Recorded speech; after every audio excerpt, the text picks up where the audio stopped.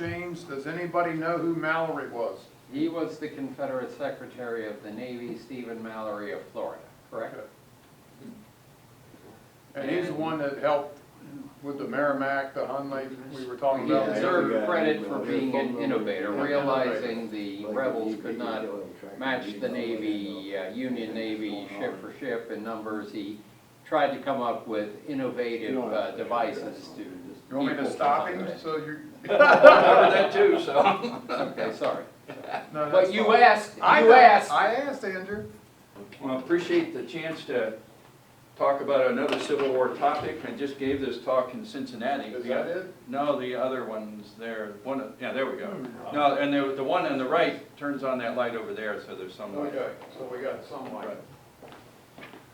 Well, this is the 5th Civil War talk I put together, and I have done several on the Hunley, the Ironclads, the Ocean Navy, and the River Navy, and now this is about the Confederate Navy. And you might say, why? Well, I was in the Navy with hair and a beard back in the 70s. And what got me interested in the Navy in the Civil War as a topic was I wondered what it would have been like 100 years before. It would have sucked. It was not very good.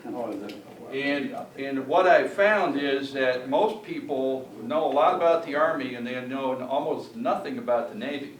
I can see why. There are 2.2 million soldiers and around 55 to 60,000 between the two navies of sailors and officers. So their contributions aren't as well known, although certainly the Union Navy did a lot. Well, if you think the Union Navy contributions aren't well known, Confederate Navy is even less known, so I want to try and share what was it they did. I made it to lieutenant after 5 years in the Navy, rode nuclear submarines, and it was just kind of interesting to get back into what it was like. And I've tried to, yes? Did you ever read Admiral Rickover? Yeah, I got thrown out of his office. I didn't answer the question the way he wanted to. You know, he let me back in, I made it, but you know, there's all those Admiral Rickover stories. You know. A kindred spirit, Ken. Yeah, there you go. So I rode submarines in, the Confederate Navy had a big challenge, as Andrew pointed out. I mean, they were a weak power, and you're going against the industrial might of the North. So how did Stephen Mallory, Confederate Secretary of the Navy, build a Navy from scratch? He had zero point nada. And so he had to overcome political barriers, and he was driving technical innovations. I'll talk about his background and why he was driving that. And then, of course, he also had to deal with Union countermeasures. You know, as everybody knows, ever been in the military, you have an action and there's going to be some reaction and countermeasure to it. So Stephen Mallory was a senator from Florida in the 1850s. He was from Key West. He had never been a naval officer, but he served as chair of the Senate Naval Affairs Committee, was involved in some of the innovation in the Navy at the time of fixing promotions, getting more modern ships. I don't remember when the Merrimack was built, for example, but there was a class of ships that he was involved in getting funding for in the 1850s. And so he was there. The Crimean War was going on, so there was innovation going on there. And you noticed how ironclad vessels were making a difference. So he stored all this away. And so you had a challenge, though. No, it's too high. Okay. I don't know how to get this.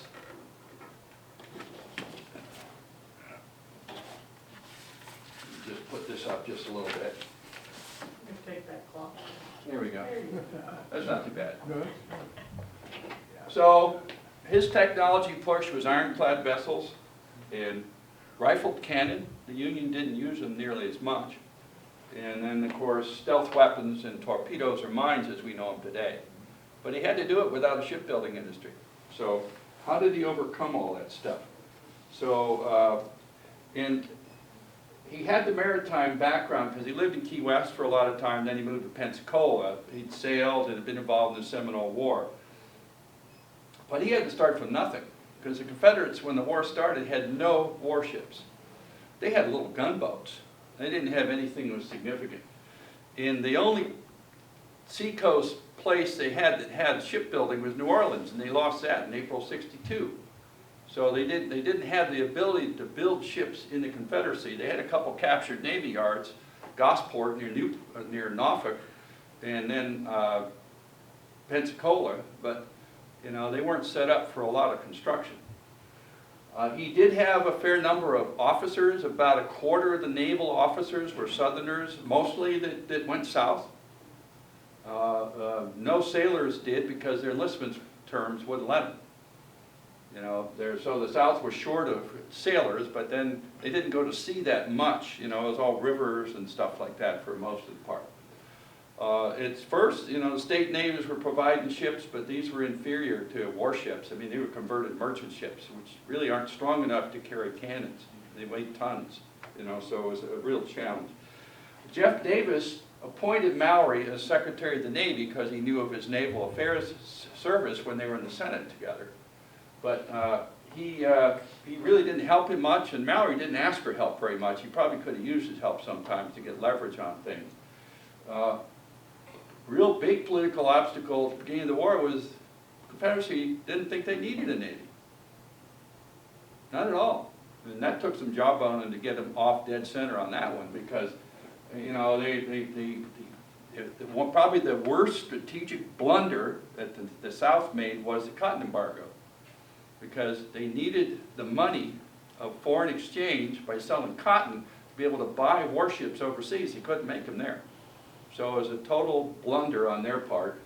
And then they didn't provide funding here. They didn't think it was necessary. And then when the Confederate States Navy only got 2% of the war budget, as compared to the Union Navy got 9% of the Union war budget. So there was a big difference in funding. And that's the Confederate naval ensign. If the wind's not blowing very strongly, you could see where someone might think it was a white flag, you know, a surrender flag. So you need to have some wind to hold it up. Well, the Navy was organized, the Confederate Navy was organized in the old Mechanics Institute in Richmond. It was organized kind of similar to the Union Navy. Ordnance and hydrography had responsibility for building ships and for weapons, but the lines of demarcation weren't that clear, and the orders weren't always that clear, so sometimes things got messed up. Mallory had 5 clerks and a messenger, those departments and those smaller departments reporting to him. So if you're into management, you say that's an awfully big span of control. Unlike the Union Navy, Gideon Wells had an experienced naval officer as an assistant, Gustavus Fox, who could help him with trying to manage the officers. He didn't have that background, and there were some things that he missed, like clear orders and stuff like that. He didn't quite understand the importance of that. A good example of unclear orders was he really didn't tell the CSS Virginia what to do when they went out. I mean, Franklin Buchanan figured it out for himself, but he didn't have orders to do it. So they had, that was an example of not understanding commands. And then like the Battle of New Orleans, there were 3 separate naval commands in the Battle of New Orleans. Well, divided commands don't work, and it just proved it at that time. So we'll talk some more about these different groups. He made some good appointments early on. Raphael Semmes, an experienced U.S. Navy officer, advocated the idea of commerce raiders. So he pushed for that, and Mallory put him in charge of trying to make that happen. And they were converting ships they could find in the U.S. There were some, a couple, the Sumter and some others. And Franklin Buchanan had been the superintendent of the Naval Academy. He was a very aggressive fighter. He was involved in fighting with Virginia, fighting with the Tennessee and Mobile Bay. So he was a very aggressive commander. Matthew Fontaine Maury was a well-known oceanographer and a technical expert. He got sent to England to research electrically detonated torpedoes or mines. That took a while for that to develop. And then James D. Bullock, former naval officer, was sent over to acquire ships in Britain and France. And he was very cunning. He had to figure out how to bend the laws as far as he could to get away with it. Big difference in ships. The Confederate Navy never got more than about 130 ships, 1/5 the number of the Union Navy. And from a manpower standpoint, it's about 1/10 the size of the Union Navy. The numbers vary. I'm not sure everybody's got a number that everybody agrees on. They lost their shipyards, and dry docks are a pretty important thing to be able to repair ships that are damaged. And New Orleans had a lot of them, probably floating dry docks, and they lost those early in the war. So that, a lot of capability was lost. And even these naval shipyards were lost. So by May of 1862, they were out of anything that they could use on the coast. So then you run into this situation where you're on the river here. This is Rocket's Navy Yard near Richmond, and it's just a wharf and some buildings and maybe some way to marine railway or ways to drag ships out of the water. But take a look at where these things were.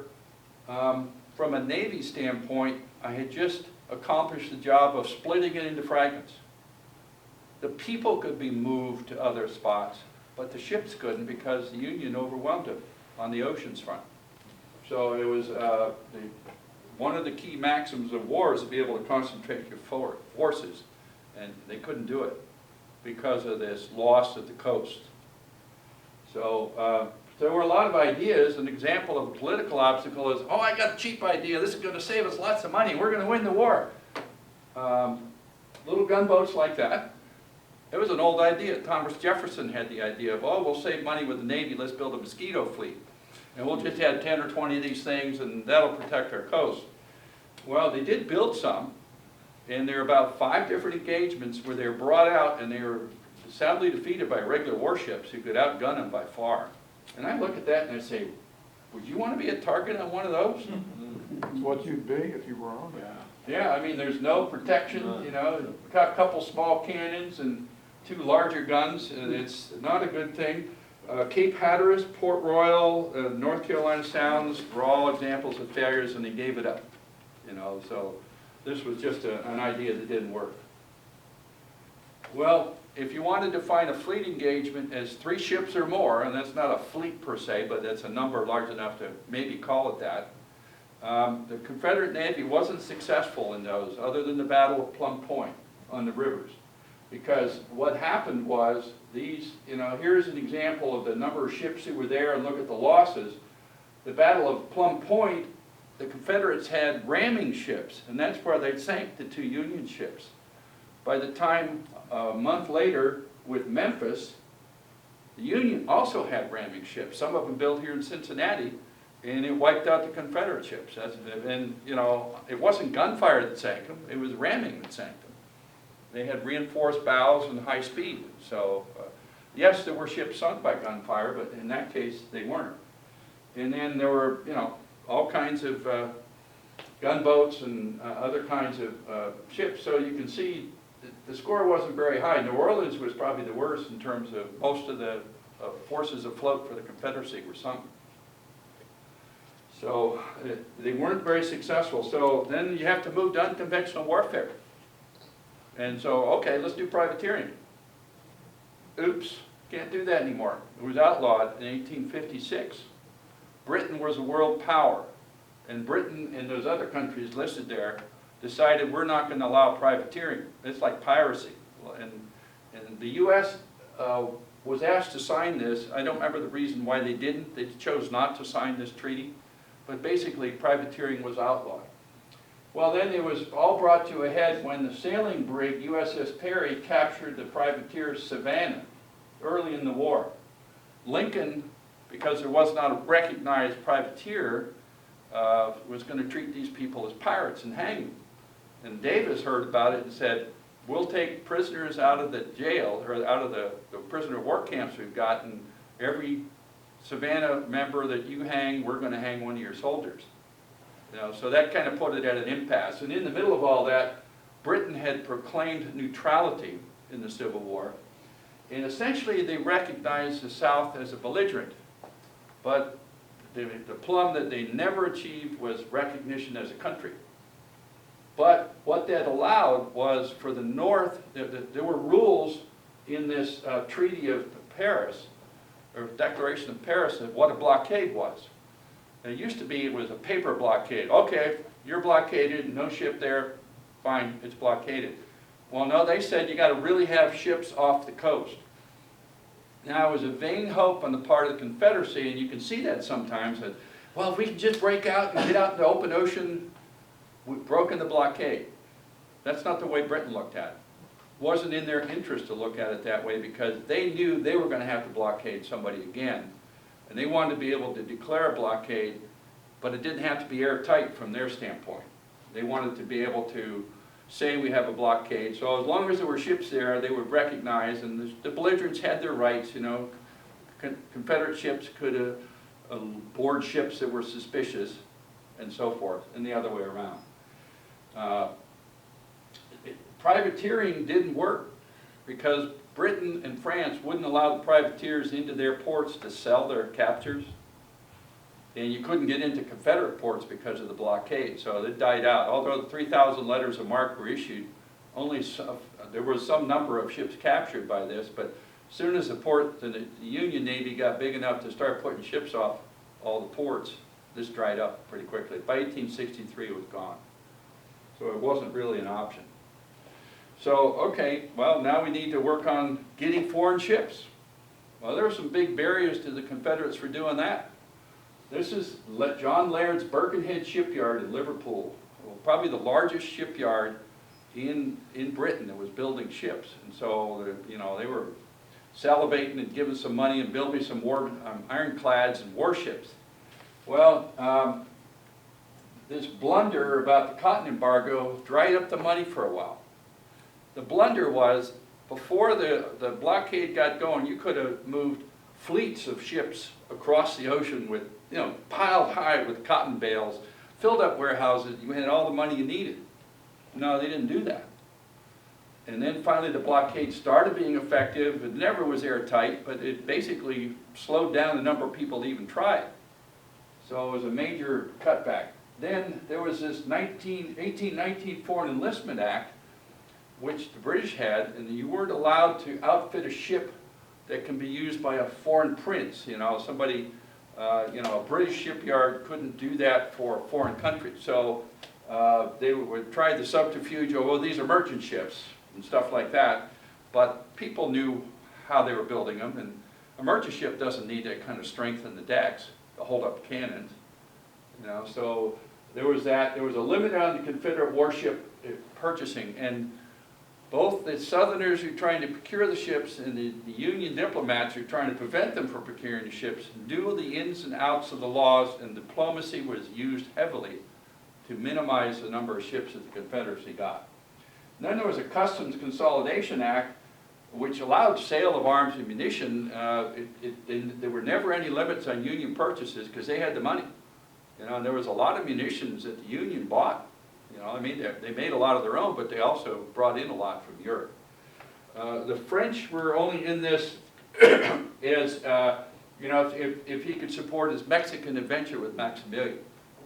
So they were a weaker sister in terms of maybe providing support to the Confederacy. The best known ships that left Birkenhead were the three of the cruisers, the Alabama and the Florida and the Shenandoah. I'm sorry, the Alabama and the Florida got out, and then Shenandoah came by a different way. So the Union diplomacy was fairly effective, clamping down on the pipeline. Here was their goal, here was their ultimate prize. Have the Birkenhead people build them an ocean-going ironclad, 2 rotating turrets with cannons in them, better turrets than the Union turrets were really in the way they were built. And this was one of the Laird rams that was built. Well, you had relatives of presidents fighting this battle over there. You had James D. Bullock, Teddy Roosevelt's uncle, not a shirt-tail uncle. His sister was Teddy Roosevelt's mom. He was trying to procure these ships. And Charles Francis Adams, who was the son and a grandson of 2 presidents, was the ambassador. And so when this became known of this ship being built, and you can't hide these turrets, and it isn't like you could have hauled them to the Azores and then put them on the ship. He made a casual comment to Lord Russell, the foreign minister, who said, if these rams go to sea, a state of war exists between the U.S. and Britain. And all of a sudden, the British, who had sort of been playing at both sides, realized that the North could fight them in a war. At this point, this is like 1863, 1864, they had the army they could have taken Canada from. You know, there wasn't enough people and you could have mobilized that. So that stopped the sale of these two. As soon as Lord Russell heard that, they sent some warships to stop these things from going to sea. And eventually the Royal Navy bought them and they served. So, but again, it was a close call. Well, blockade was the way that a lot of supplies got through. You'd have, the price of cotton soared. Again, when they finally got some cotton over there, it gave them some money. English mariners made most of the money in the blockade because they'd run the blockade, they'd make enormous profits. An awful lot of what they shipped was the lightweight luxury goods because it was a lot more profitable to ship that stuff than those heavy old railroad rails and marine engines and locomotives and guns and, you know, like heavy stuff. You know, there's ladies' hats and dresses and stuff like that. So there was they weren't quite as committed to the cause of the South. They were committed to make a lot of money. So, of course, the runners wanted the blockaders to succeed some of the time because that just drives the price up. You know, so there was a lot of that going on. And of course, I think the best known blockade runner was Captain Red Butler. Oh, wrong war. You know. We had a runner like this one, the Will-o'-the-Wisp, shallow draft, paddle wheel, stealthy looking, painted dark gray so it was hard to see. They went in the moon-free nights when it was foggy, if they were lucky, to go through, where the blockaders had to have 15-foot draft and they had to be able to stay at sea for a while. A blockade runner was going to run from Nassau or they're going to run from Bermuda to one of the ports, and that's, you know, a couple days and you're there. So you could put up with it. So it was a challenge. Eventually the Confederacy actually took control of blockading and set rates, and you know, half the shipment has to be military supplies and half can be what the captain wants. One mistake that they probably made was here they had 350 naval officers who didn't have that many ships to do anything. They could have assigned some of them to run the blockade running. You know, so it's experienced naval officers. How do we make this work better? The Navy, the Confederate Navy never owned blockade running. And so there was some expertise that wasn't applied that might have made a big difference. So. Was the draft of that ship? I'm sorry? Is the draft of that ship 15? This one, yeah. There's an example of one of the blockaders, the USS Aroostook. 15. Yeah, 15-foot draft where the other one was 6 feet, so it could go pretty shallow in the shallows and not have to worry about where the shoals were in the harbor quite so much. Of course, yes. Yeah. Thanks for the question. Well, there were 3 top commerce raiders. There were about 10 or 12 total. Of course, everybody's heard of the Alabama. It was successful in sinking about 64 ships, sinking or capturing. Semmes had a desire for glory, which got him in trouble. With the Alabama fought 2 Union warships. Of course, you've heard of the Kearsarge, but he pulled into Galveston, Texas, and beat up the USS Hatteras, which was a converted merchant ship. It had been a blockader on the coast of Florida. So he sank that one, and he had this idea he was going to beat the Kearsarge, and he didn't think he could outrun it because he was caught in Cherbourg, France. What he didn't know was that Captain Winslow, who had served in the River Navy for a while, had put chain armor and then wood cladding on it so it wasn't so obvious. So he protected some of his important spaces with that on his ship. And then Semmes' powder was old as well.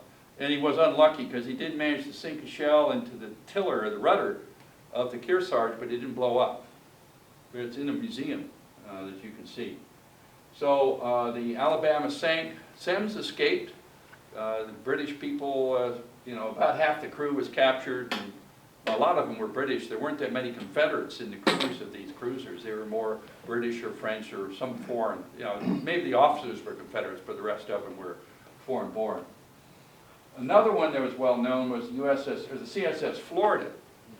Now, there was always claims of neutrality was being broken. So here, the Florida is in Bahia, Brazil, which is out kind of, I think of Brazil kind of looking like an Indian head, and it's like where the nose is, it's out in that area. And the USS Wachusett, Captain Pauline Collins, saw the Florida in there, and they're all ashore taking liberty, having a party or something. And he took his boat over and cut it out, basically took the lines off, captured whoever was on board and took it to sea. And of course, the Brazilians were screaming about neutrality. Of course, they tended to ignore the fact that the Florida had just sunk 3 merchant ships within gunfire of the Brazilian fort there. So, okay, whose argument do you want to believe if you tell the whole story? So, the Florida was hauled up to the Chesapeake Bay, and there's a big diplomatic furor over this. There was going to, the Brazilians wanted the Florida back, and it mysteriously sank in Chesapeake Bay. How could that ever happen? You know, the government minion doing something. So that was never, you know, they never got it back. Although I think they slapped Captain Collins on the wrist, they really patted him on the back privately about, hey, you got rid of it.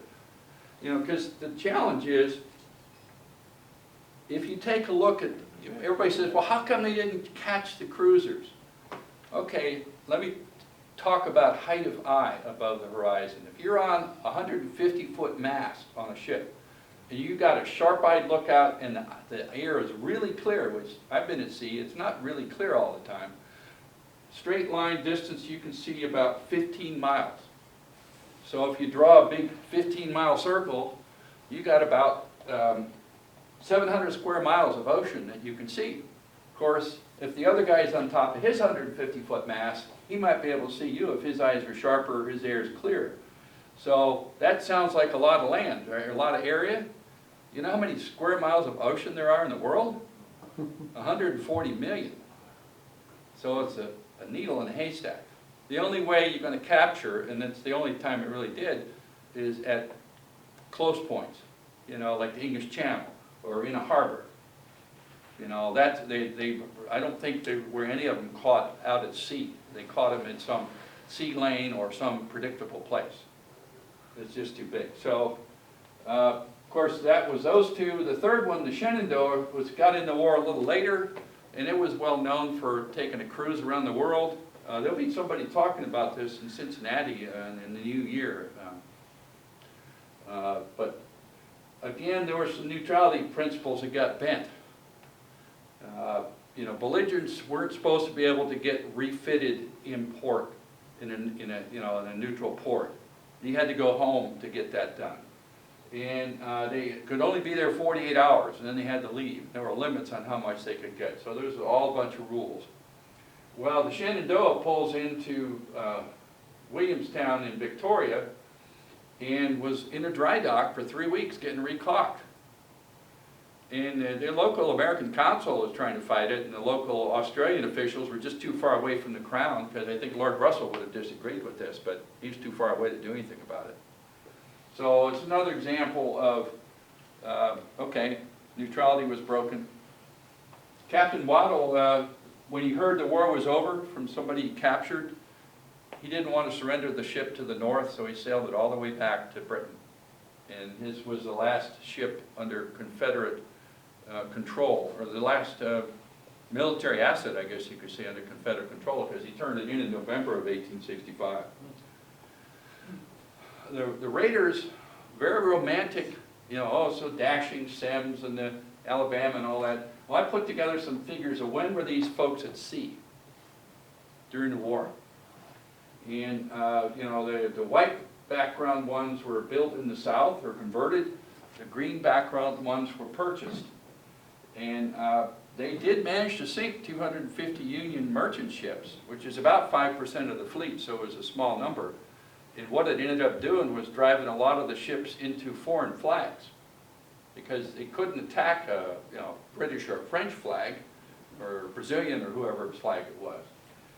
50 ships did chase them, but again, like I was saying, I mean, you're only going to get them at a choke point. You're not going to be able to get them out in the open ocean.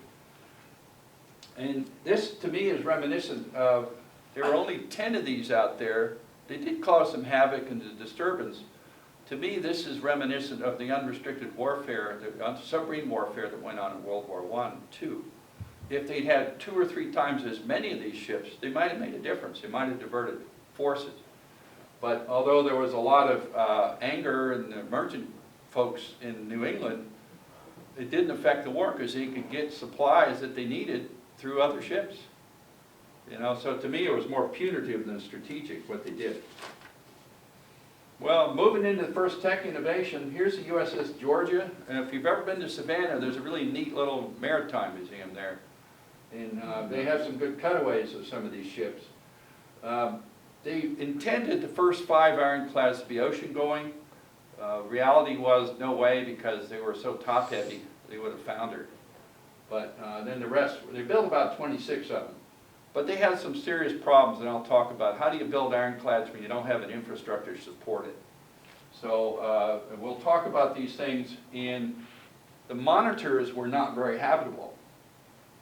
These were less habitable because they had no ventilation, and they were iron boxes as well, with thick wooden walls, no air circulation, so it was a real problem. They would have a wide range of crewmen. The really large one had 260 crew. That was the Virginia, but most of them weren't that large. And between 4 and 10 guns, depending on what they could do. So to see these things, here's the Virginia, the best known one. John L. Porter was a naval constructor who helped lay it out. They took the wreck of the Merrimack that had been burned to the waterline and raised it, put it in a dry dock to work on it. The reason the Merrimack was there is because it had substandard engines. It's supposed to be able to get 75 pounds per square inch of steam, and it could only get 18, which means you got zip power. So it was way underpowered, and that's the engines they inherited to run the Virginia. So the armor that worked best was a couple layers of 2-inch iron on top of 2 feet of iron of pine and oak. That gave the resiliency. It worked better than more solid iron. That's what they needed. If you ever go to the Newport News Mariners Museum, you can walk the decks of the Virginia because you have a recreation of part of it. And here's a cutaway to see the size of the iron. This was the only Confederate ironclad built in a dry dock. The rest of them are all built on a riverbank somewhere. But armor plate, you know, it's 2 inches thick, 8 inches wide, and about 8 feet long. You know, like a door, like part of a door. 90 pounds. And it took a lot of iron to lay this pattern on there. So, and I imagine that if a cannonball hit this bolt square, it probably blew the nut and turned into shrapnel inside, I would think, just from the impact.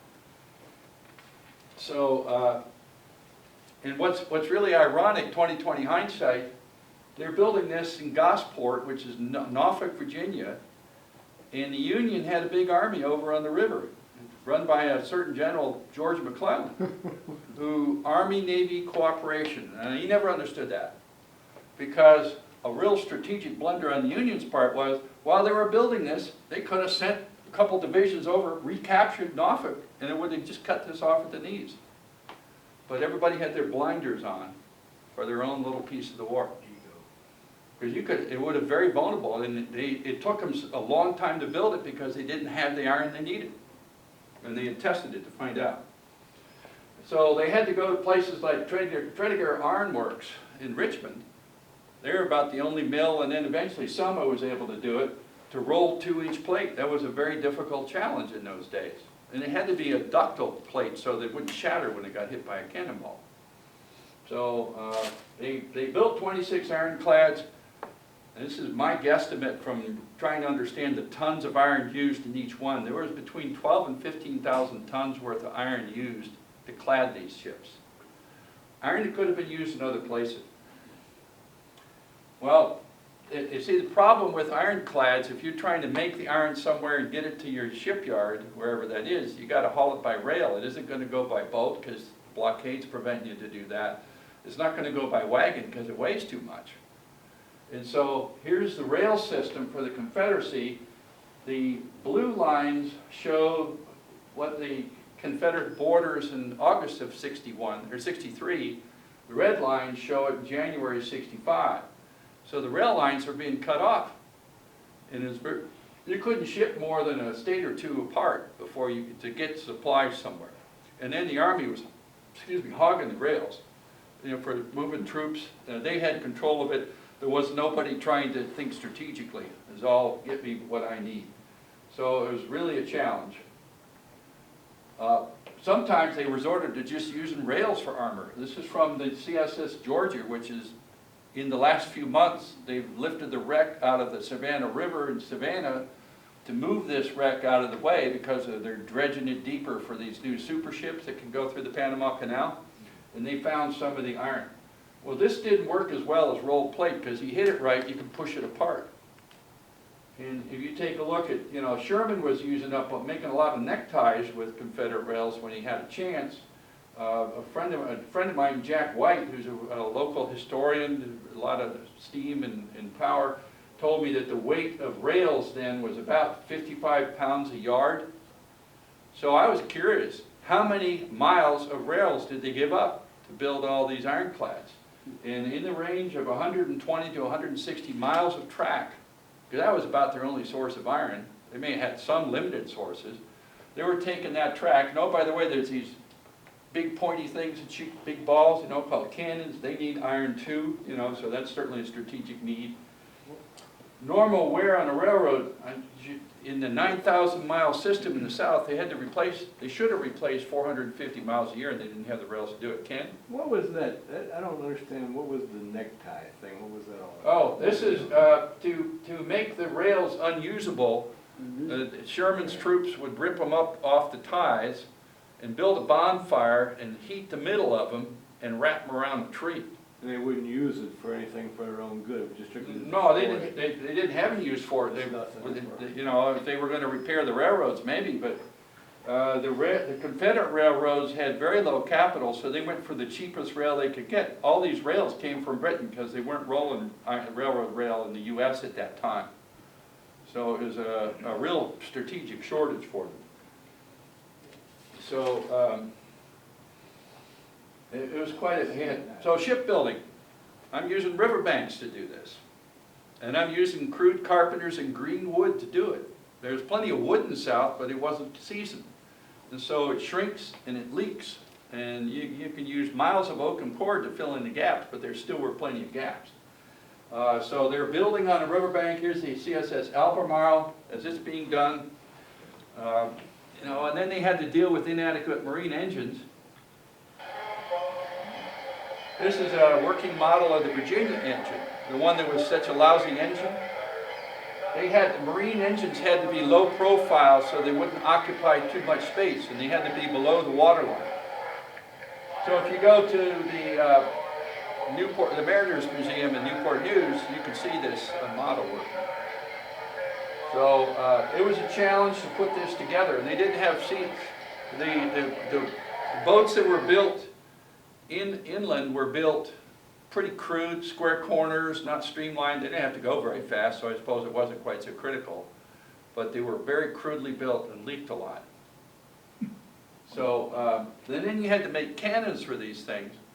It was an involved process. You had to pour and mold the barrel.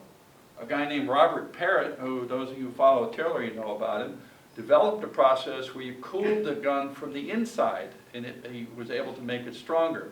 Southern foundries never did that. So they were limited to 10 or 11 inch diameter, largest possible. You could get 15-inch diameter in the north when they were using this process. So you had to mold and pour the barrel, then you had to have a boring machine bore it out for the caliber you're doing.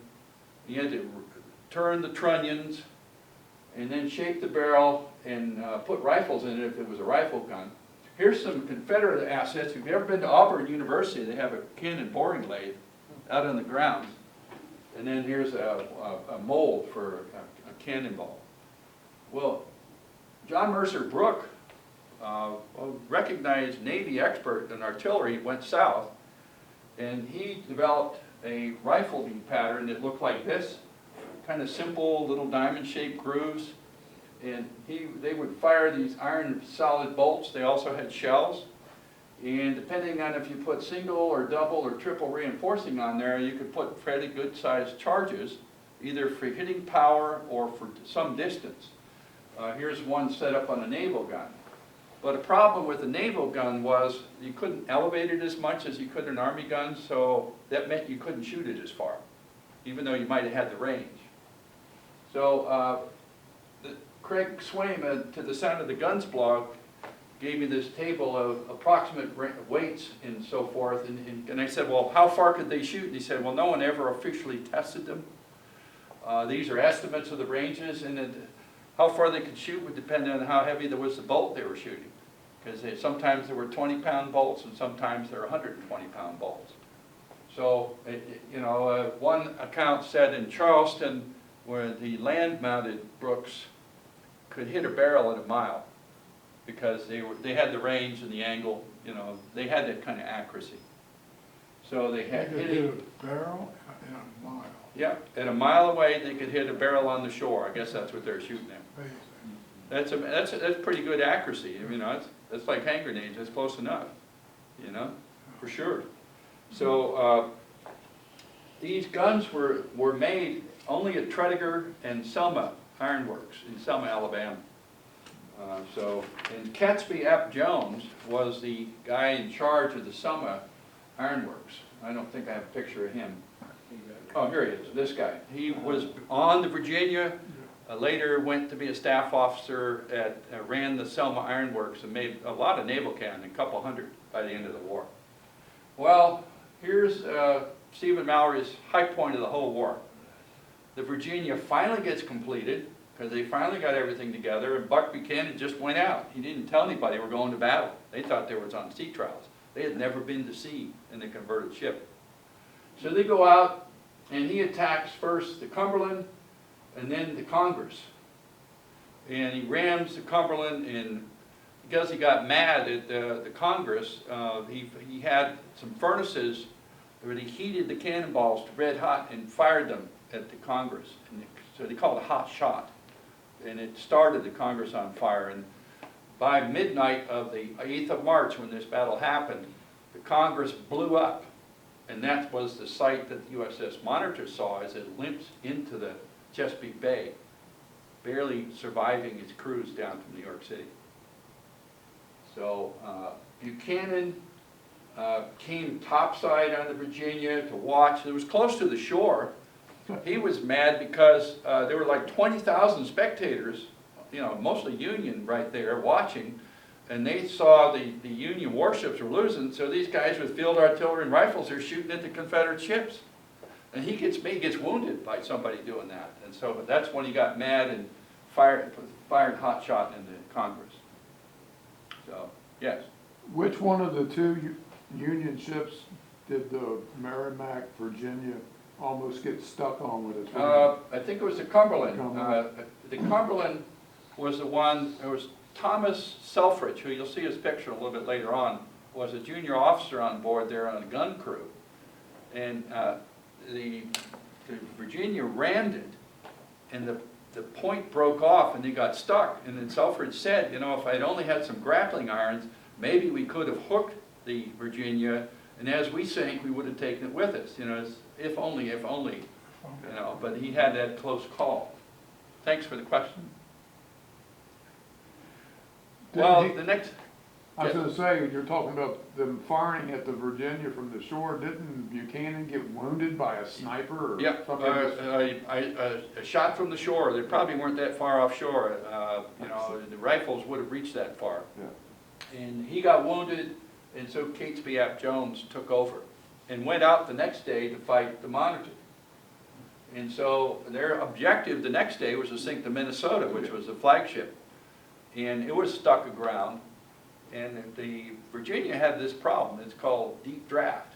And the Chesapeake Bay is shallow in a lot of places. So it had limitations. And then to see this cheese box on a raft, where'd this come from? And Catesby Ap Jones read enough of the intelligence to realize that this was the Monitor that he'd heard about. So the Monitor was a lot more nimble, a lot shallower draft. And these two circled around each other, fired point blank range, bumping at each other for 4 hours, dented each other a lot. A few people Nobody was killed in either cases, but people were sure injured from hits, and even Captain Warden of the Monitor was hit because he was in the pilot house on the bow and he took a shot. Both ships had limitations that prevented them from winning. You probably heard of the fact that the Monitor was ordered to only use half powder charges, 15 pounds rather than 30, because they were worried about the guns blowing up. It happened fairly often, so they didn't want to blow up the guns in their only ironclad. The Confederates made the mistake of going to sea with no armor-piercing shells on board. And one of the officers, I can't remember which one on the Virginia, said, you know, what, and you know, because Jones was saying, well, how come you're not firing more? He says, well, when I watch these cannonballs bounce off the Monitor, I might as well snap my fingers at it. It's going to make about as much difference as what I'm doing.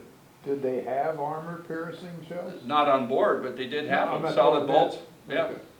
that they thought might have made a difference. So both sides didn't have their advantage. So depends on where you draw the boundary. Who won this one? I think tactically it was a draw because neither one disabled the other, and there weren't many injuries. If the Monitor had recognized the hazard that the Virginia was in, because it had burned a lot of coal by then, it was riding high in the water, shot below the water line, it might have sunk it. They didn't see that. Short-term strategic value points goes to the Confederacy because McClellan backed away from his Peninsula campaign. He was being cut off on that flank. Longer-term strategic advantage, though, goes to the Union because this was the best chance they were ever going to have to break the blockade, and they didn't succeed. So it depends on how you look at it as to which way you'd say it might be there. These two ships never fought again. The Confederacy wanted to do it, but the Union Navy had told the captain, hold it back, it's our fleet in being, you know, we're there to prevent the Merrimack or the Virginia from getting up. Eventually, a few months later, when the Norfolk finally was captured, because Lincoln told them to go capture it, they were trying to withdraw the Virginia up to Richmond, and the water was too shallow. And so they ended up scuttling it, so that the North couldn't use it. And so there was a lot of panic on the part of the North when the Virginia beat these two ships that it sank, because they expected to go up to Chesapeake Bay and shell Washington. No one understood how badly powered this ship was and how top-heavy it was. It was not really a threat, but it was a threat. They were wondering Washington, Baltimore, Oh, yeah. or New York. Yeah, oh, they thought it was going to attack any day, and it wouldn't have made it. There were other ironclad attacks. The CSS Arkansas, put together in a river, the Yazoo River near Mississippi, put together under the iron will of Isaac Brown, who was a lieutenant in the former U.S. Navy in charge of this. And he commandeered everybody he could find to finish this. They had pretty decent armor on it, went down the Yazoo River. Both parts of the Union fleet were there. The river navy had come down to Memphis or Vicksburg area, and Admiral Farragut and the Gulf Coast blockading squadron, the river was deep enough, had come up the river, so there were like 40 or 50 Union ships there, all asleep, because they sent a couple of them out, they heard this thing was coming, there's some gunfire going on, and none of them had steam up.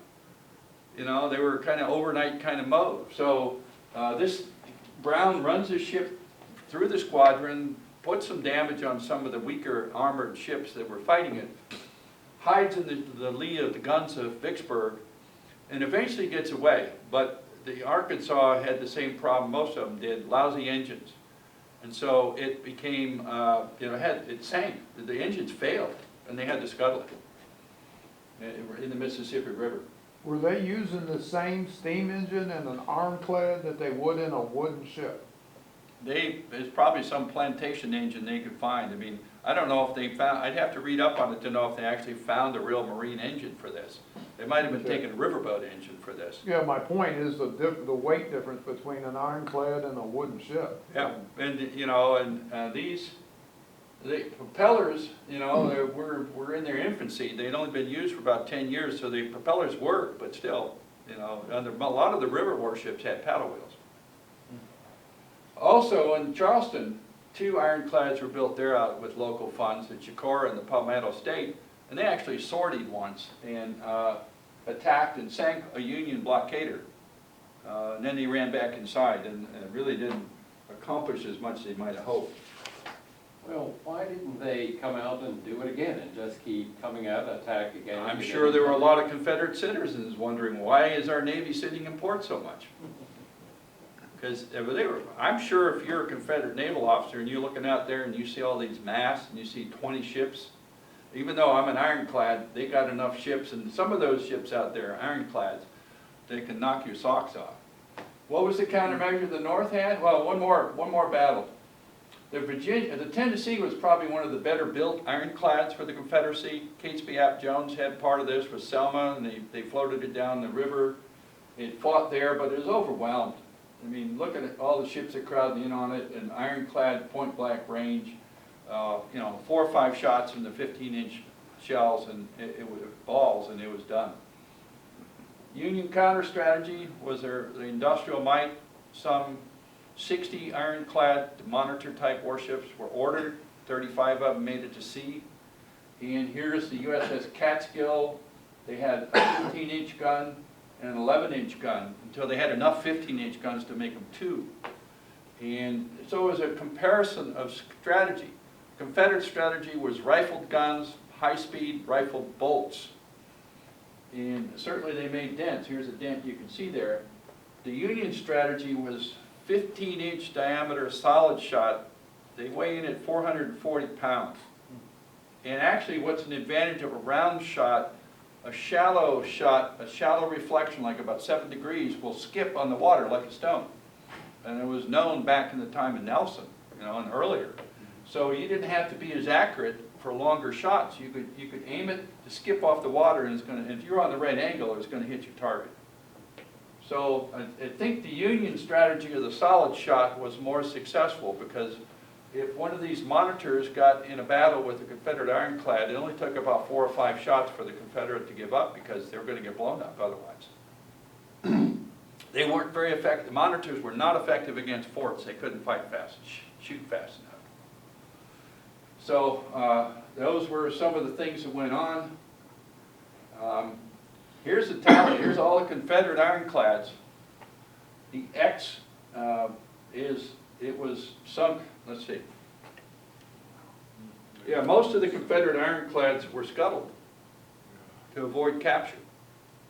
A few, one foundered, a couple sank, and a couple were captured. Tennessee and the Columbia and Texas. Most of them were scuttled. So they were not very effective in getting out there to stop the North. Gary, Yes. going back to the monitor there with the turret, Yeah. how long did it take for that thing to load and turn back to fire? Oh, about 10, 15 minutes. Really? It was slow. It was a slow rate of fire. Because they had, there's some old manuals from the time, they had to have a hoisting, 168-pound, 11-inch diameter shell. 2 men could move that, but they couldn't move a 440-pound shell, so they had to have a hoist. And they originally had shutters to protect the openings, and they realized it took too long, so they just used to turn the turret around and, point it away from the battle and load and then take it back.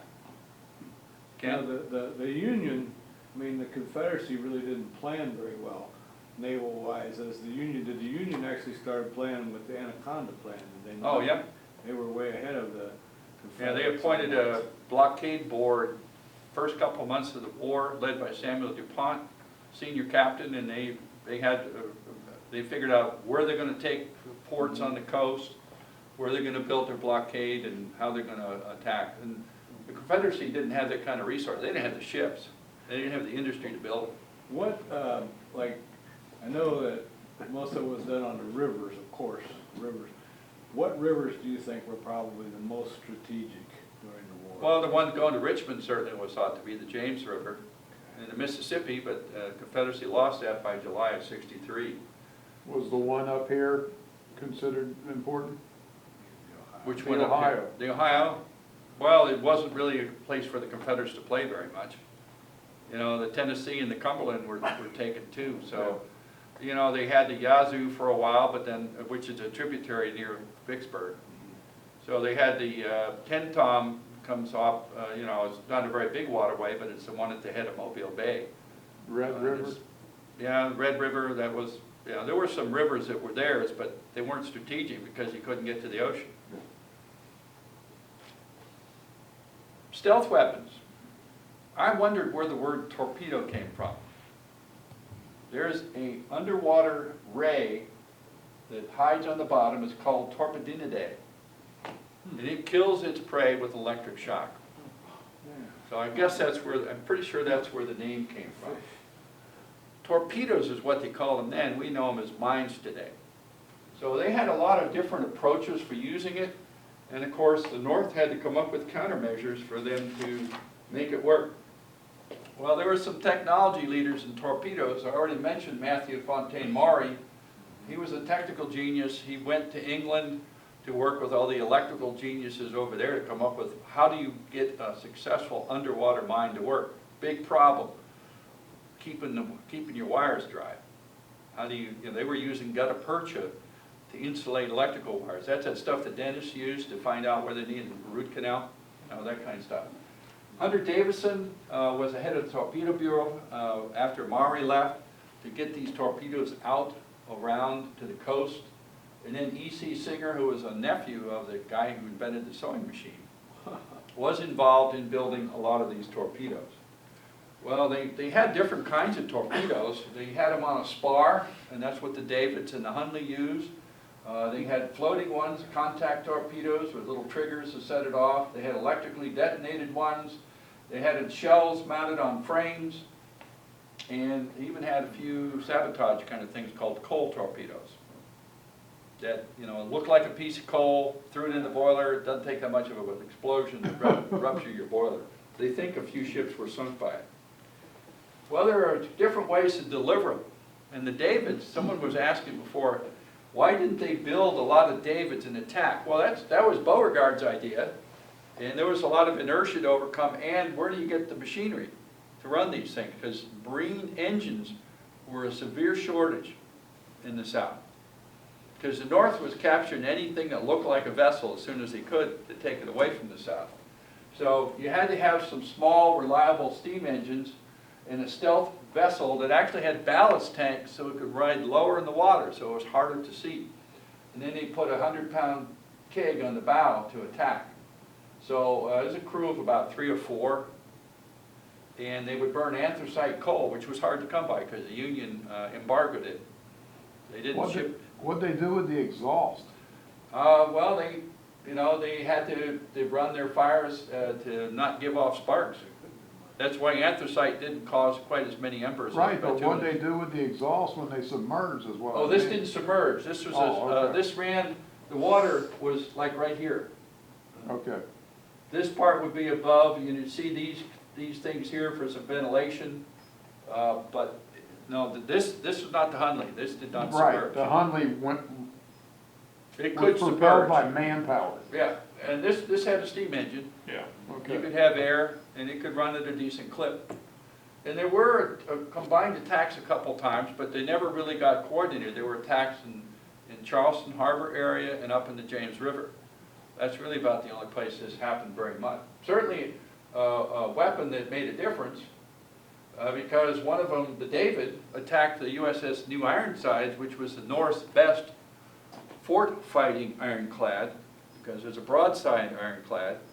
And they didn't think it was damaged badly at first, but then they found out that some of the frames in the hull were ruptured from the bomb, even though it wasn't a direct hit.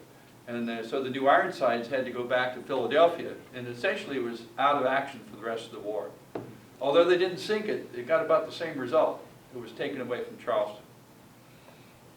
Also, there was a rowboat, basically, with a steam-powered launch with a spar torpedo that attacked the Minnesota.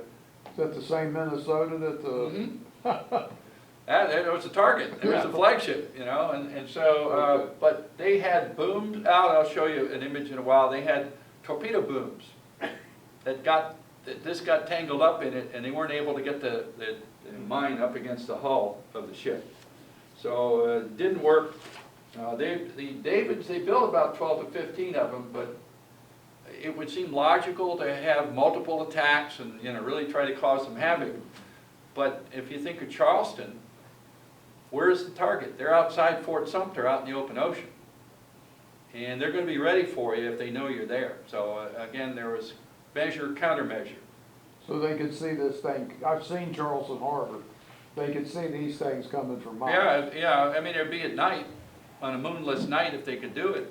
But the Union, as a countermeasure, had sailors rowing picket boats back and forth, as, you know, like sentries on the water, looking for stuff like this. And they were armed with flares to sound the alarm. And they just had small guns. They wouldn't have been able to do anything serious, but they could have warned. So, of course, turnabout's fair play. The Union sank the Confederate ironclad, the Albemarle, because it was terrorizing the North Carolina Sounds, and there wasn't an effective Union ironclad.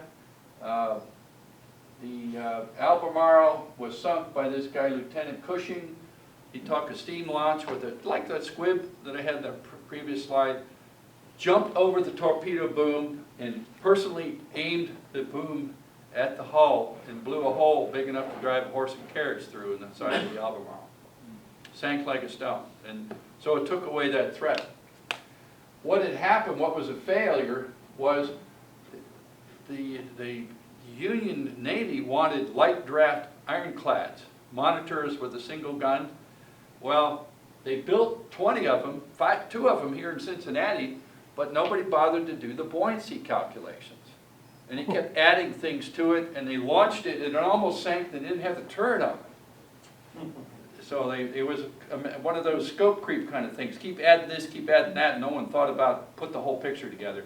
The engineer in charge of the ironclad program, a guy named Steimers, was kicked out. He was cashiered because of that really major screw up. So, but that was a result there. Another spar torpedo delivery device was the submersibles that were there. And of course the Hunley is pretty well known. They had to go through 2 iterations of the Hunley, first the Pioneer, and then the American Diver, and then the Hunley. They had a lot of problems to solve for a submersible. And because the fact that the Hunley had 2 crews that were lost prior to the 3rd time it went out, Beauregard told Lieutenant Dixon, who was in charge of it, I don't want you going in submerged mode. I want you to run awash. So it was like a David, but it was man-powered. And so you had this challenge of, where's the air debris? You're in this piece of pipe, 4 feet high, 3 foot wide, and the habitability space is like 20 feet long. What is it, like from me to Albert? Very crowded, and everybody's got their place on a crank. And you think, you've been on a World War II submarine, the Patriots Point or something like that? Yeah. Claustrophobic, right? Oh, boy. You don't know what claustrophobia is compared to the Hunley. So they were successful in sinking the Housatonic. There was a big mystery what happened to it. They found it in '95. It's being conserved. You can go see it on the weekends in Charleston Shipyard at the Conservation Center. No one's come up with the official theory as to why it didn't come back. I mean, some would say that the concussion from the 70 or 80 pounds worth of black powder going off 20 feet away might have knocked him out. Maybe. I also wonder if the fact that here you finally get to do the attack you wanted to do, your adrenaline's up, you're cranking like crazy to ram into the Housatonic, and then you can hear the bullets pinging off your hull, so you're cranking like crazy to pull out from the Housatonic, and all of a sudden, where's the oxygen inside the hull? It had a snorkel, but it was ineffective. It couldn't move enough air. So I think they probably passed out, because they were found unconscious. They weren't struggling to get out, they were unconscious when the ship sank. So, I don't know. I don't know if they could tell enough from battle damage. So, there was a submersible in the James River. A guy named Cheney had this. He had a breathing float, though. It kind of gave away where it was, even though it was painted green, I think, you know, try and hide. It was a little bit more complicated than that, but, you know, that's a Leslie's, I think, illustration. Actually, this submersible was observed by a Union spy in his trial.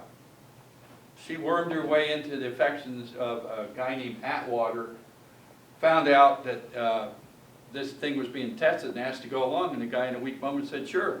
So she sent her report back, you know, and so that made the fleet very worried about this in that area.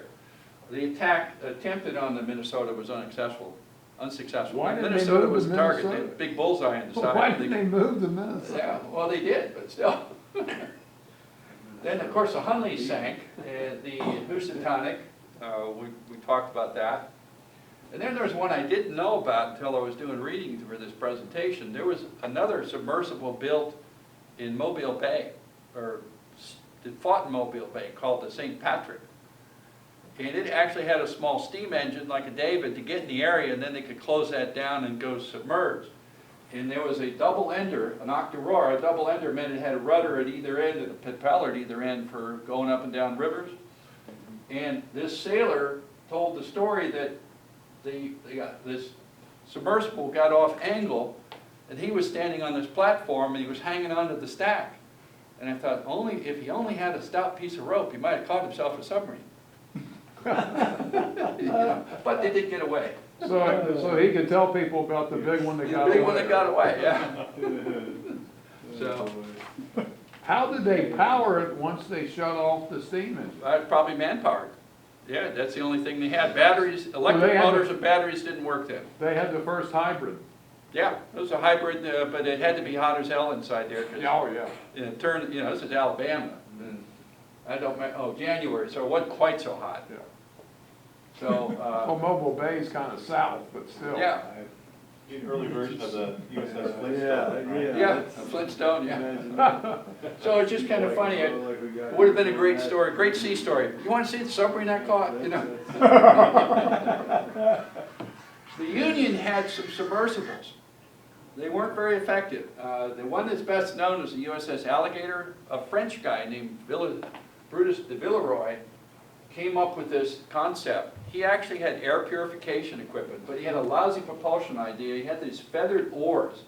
You push forward, and the plates come in. You push back, it comes back.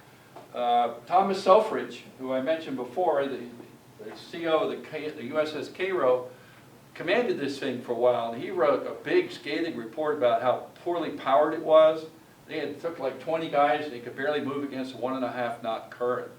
So they took it back in the shipyard and converted it to man-powered propeller, because there were no other options as far as they were. How many men were doing that? I think 22. Wow. The Hunley had 8. Yeah, yeah, so this is bigger. Actually, the strategy for this was different, because the idea for this, the Union wasn't thinking of this as an offensive weapon against ships.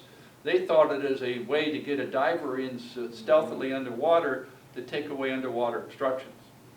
So it's just a totally different strategy. Now, you said the Hunley was 20 feet long, 4 feet tall, 3 feet on. Yeah. How big is this one? That's a good question. I think it's like 50 feet or something. It wasn't Does much it say there bigger. on the bottom? I can't read it because of the No, I mean quality. the bottom, yeah, right down there. Oh, 42 feet it looks like. The Hunley Okay. was 25 feet. And then just for comparison, there's a modern submarine below. The Hunley you could put in a missile tube on a missile submarine okay. today. So Selfridge said it was underpowered. It eventually got converted to propeller. It never actually was successful in battle, and was lost at sea off Cape Hatteras, just like the Monitor. They keep saying they're trying to find it, but it's going to be kind of hard to find. It's a lot smaller.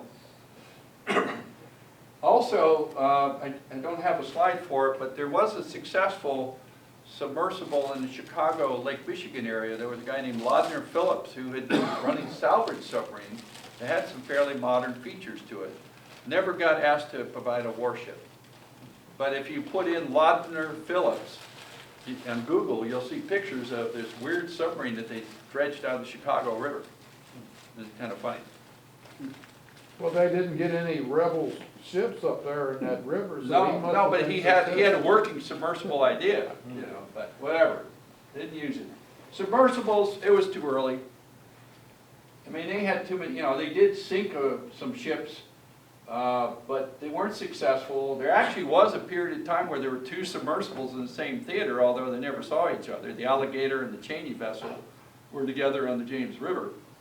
So that's a first, but they only worked against stationary targets. And they were limited by their propulsion because it was manpower, and you just couldn't do that much. And then, of course, you would like to be able to come back after the mission. That was a challenge. So that's why I think it's a weapon ahead of its time. You have to fast forward 50 years to World War I. The British and the Germans both had effective submarines that were sinking enemy vessels within the first couple of weeks of the war. All the kind of problems that were facing these people had been worked out. Wasn't as good as later, but hey, it was a big improvement over the Civil War. So for spar torpedoes, what do? Well, you build a series of booms with nets hanging down to tangle up the spar so it can't get through. Of course, it kills your mobility. And then you have searchlights. And I'd heard of limelights, and I didn't realize during the Civil War, here's the Onondaga with one. They would take a piece of lime, calcium oxide, and burn hydrogen on it to make it glow brightly. And that's what they were using in theaters. And so it could make a very bright searchlight. It wasn't electric, it was a chemical light. And so if you're on, imagine the James River, at nighttime, somebody's up there with a searchlight till they get shot at probably by a sniper. Yeah, but out in the water, I'm sure off of Charleston they probably had some of these too, to sweep the shore and to see if there's anything coming. So they were used. Then there were the torpedoes that were used to attack, they weren't attached to a ship. They had floating drift torpedoes as early as September of '61, and then other kinds of drifts. But there were a lot of different varieties of these. They had them floating on the bottom with contactors on them or on a spar. They had chemical fuses, they had gunpowder fuses, percussion caps would set them off. The most widely used was this drift mine with contact exploders on it, kind of like mines today, just made with a keg. Then there was the kind of mine on the left that if you hit one of the crescents, it would trip the trigger on the musket here and then fire into a barrel of powder and blow up, it'd be hanging below the surface. I don't think many of these were used, but off of Charleston they tried to have this homemade wine to sink the USS Pawnee. Then the Singer Fretwell, this is the torpedo that was damaged by Farragut in Mobile Bay. The way it worked, it had a heavy cap on the top and it floated just below the surface. And if it got bumped, the cap came off, pulled the pin loose, and this rammer went up there and there was a percussion cap and it blew it up. And Farragut made the bet that the powder was wet and they weren't going to work very well. And the sailors who were below decks could hear the snapping of the triggers through the water, through the hull. And it didn't go off. His bet was right. So it's just that they were in the water too long. But it was involved in sinking a lot of ships. They also used friction to cause a gas, black powder to go off. This is what sank the Cairo. And then I was curious, I'm a chemical engineer, so I wanted, what's the chemistry of mercury fulminate, which is what's used in percussion caps and as a detonator. So it's a very unstable chemically compound. It's got a mercury atom and nitrogen and oxygen in very unstable bonding, so it's ready to explode. Goes off by friction or contact. So that might be the detonators. You might have an electric wire to heat that up and get it going. Or you might have a contact exploder. I mean, there wasn't any real standard way it was done, depending on the crew that was making the torpedoes for that area. Black powder was made at Augusta, Georgia. The Augusta Powder Works there. There's really nothing left of it today except the stack right on the canal in Augusta. My younger son lives in Augusta, so I've gone to look at this. Black powder is milled potassium nitrate, charcoal, and sulfur to be able to do that. Electricity was attempted, was used successfully a few times. Now this is really innovative because the only electric power was any widespread use at all was telegraphs. And electricity was a toy then, because the only way you could make it was through chemistry. Copper and zinc chemical reaction, creating low voltage currents. And so, you know, here's a mobile communication device. You know, here's your cell phone of the day, a wagon with a load of batteries and wires to connect so you could communicate with the home office. And so you had to have zinc and copper and sulfuric acid, and it gave off noxious fumes. So it wasn't a simple thing, and it wasn't rechargeable. So you had to use up more chemicals to make more electricity. So in reading about the torpedoes that were electric, they had these, I had to find these on the internet, they had several different kinds of batteries that were attempted. Here's one that's made of wood, here's one with glass cells in it, and then there was one, Wheatstone, had a magneto. You turn the crank, and it would create enough of a shot to charge it. So one of the successes with electric torpedo was sinking of the gunboat, the Commodore Jones on the James River. And there were batteries on shore. This is first an engineer of the USS Mackinac that didn't get blown up, saw where the torpedoes were and went ashore and saw the facilities, and they had worked out a way to make these electric batteries be able to discharge a couple 100 pounds of powder laying on the bottom. How big were the batteries? I mean, is that Matt drawn? Oh, that's oversized there. Okay. This probably would have, I don't think it would have covered half the table. One of Okay. these. But it was a big heavy thing to move. And if you're going to move it, this has got sulfuric acid in it, so you probably had to drain the acid out to put it in something safe to carry it to move it. So it was by no means portable. Not like picking up your car battery. No, it wasn't sealed. The magneto was something that could work better, but again, you had to get that from Britain because nobody made that in the U.S. So it was interesting that people were trying to use this, but again, electrical power was in its infancy. And it wasn't until the 1880s that people figured out how to make rotating devices could make electrical power, dynamos and generators. And it wasn't until the 1890s that they learned how to do alternating current, which is the kind of power that we're using now. So it was early to do this. Torpedoes were used in a lot of areas though. Charleston had a lot of them guarding the harbor. Beauregard was a military engineer first, and he really believed in torpedoes and in davits. He didn't believe in ironclads. His critique of the ironclads were they didn't have any speed, too deep, they weren't seaworthy, and hey, I can't shoot very far because I can't elevate the guns enough. And he basically thought they were a waste of Confederate resources to do it. So, so let's take a look at though. If you take a look at the torpedoes, I looked through the records, and this is where torpedoes sank Union ships of different types. The Yazoo River sank the Cairo, and the Baron de Cab. I think it was the Eastport was sunk in the Red River. There were several ships sunk. 10 ships sunk around Mobile Bay. They had a pretty active torpedo department there. Several of them were built here in Cincinnati. And then St. John's River, my younger son used to live there, and there was several ships sunk there by mines, and of course these other spots. So it was a lot of ships were sunk. What do you do about stationary torpedoes? Well, they tried to do it with rakes on the bows of the ships. That worked as long as you didn't catch it and pull it in underneath the hull and set it off. You know, they didn't know, they couldn't see it. Or they had this idea of a raft with hooks on it or a boom out in front. But then how would you like to be the sailor on the rowboat trying to disarm the mines directly? Yeah. That would be a gut-curdling kind of job. You know, so it was just awful. So the torpedoes were hard to overcome because they didn't have any means to know they're there. And those are the ones in the water. Gabriel Rains was a general in the Confederate Army, and he, in the Seminole Wars, had rigged mines around his forts to get the Indians who were attacking him. And he used that technology to convert shells to contact exploders like this. It had a soft metal cap on it. If you touched it, here's one disassembled, it would set it off.